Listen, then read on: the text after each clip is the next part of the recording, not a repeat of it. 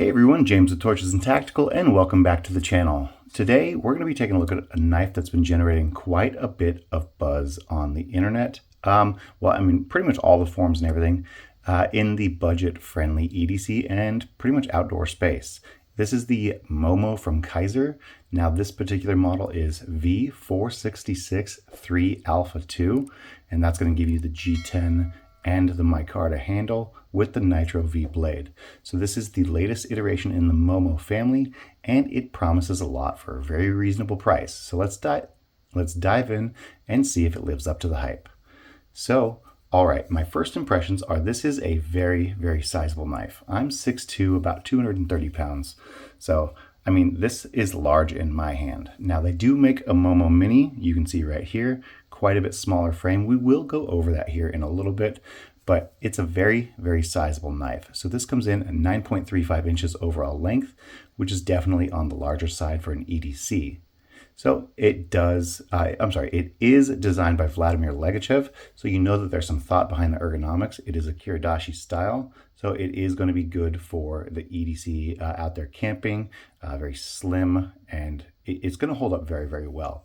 But let's go ahead and talk about this handle. Like I said earlier, you do have really something to talk about with this handle because you have the dual material combo here. It does have the G10 bolster up front, and you have it transitioning seamlessly into that brown micarta handle.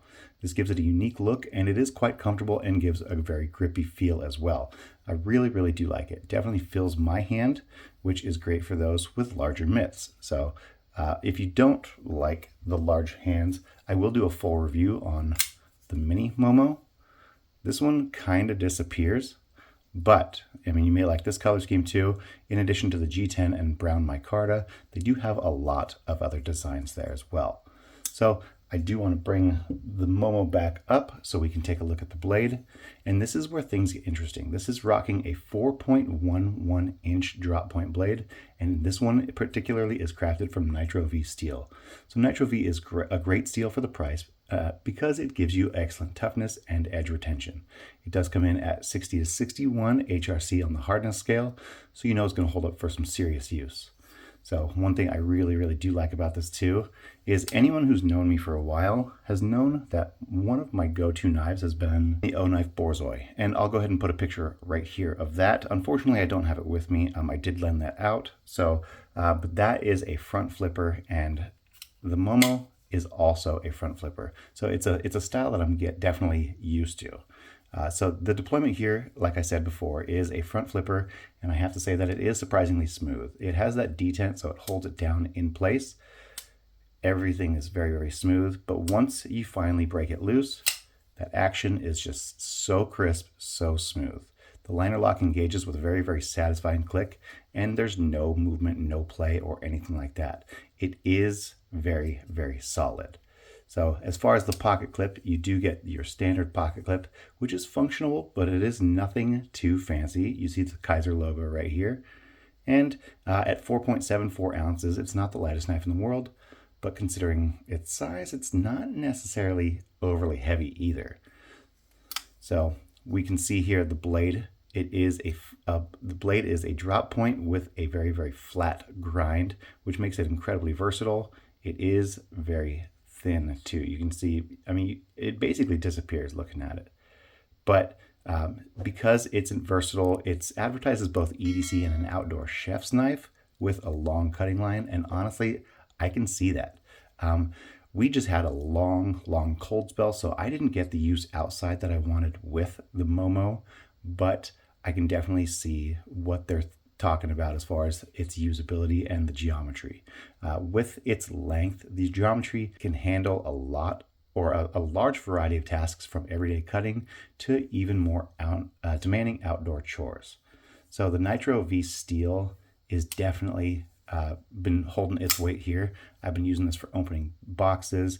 We just got rid of a whole bunch of thicket and stuff outside, and I've been able to use this, and the Nitro V steel has been holding its edge for a long time, and that's given me the ability to go from opening boxes to cutting small branches, and I haven't noticed any decrease in the edge. But again, that's going to be because of that Nitro V steel with that 60 to 61 HRC hardness.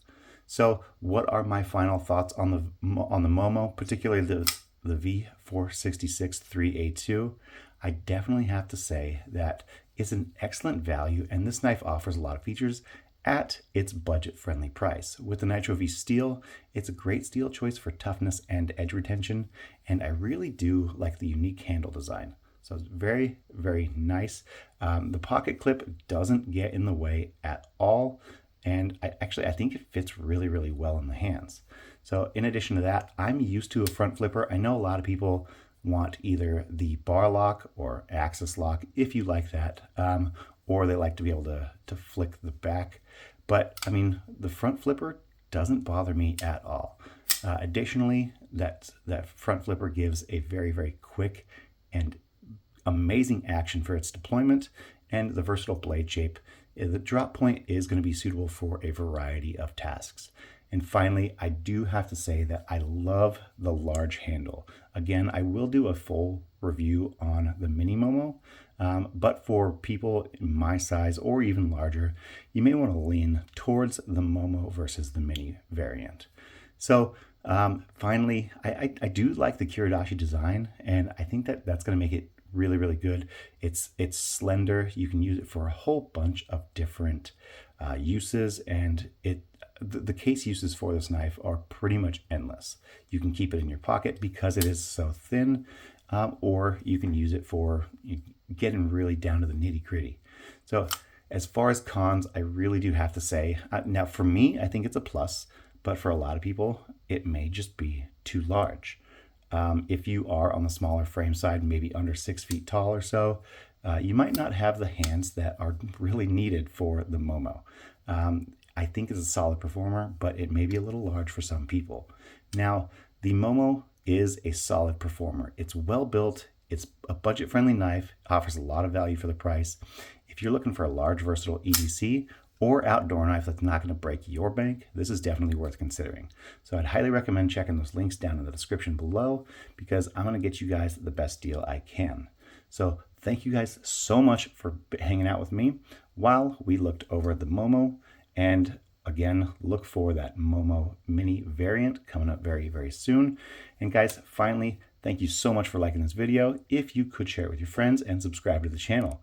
And when you subscribe, click on that bell notification, because that's going to let you know when we have other knife reviews like the Mini Momo.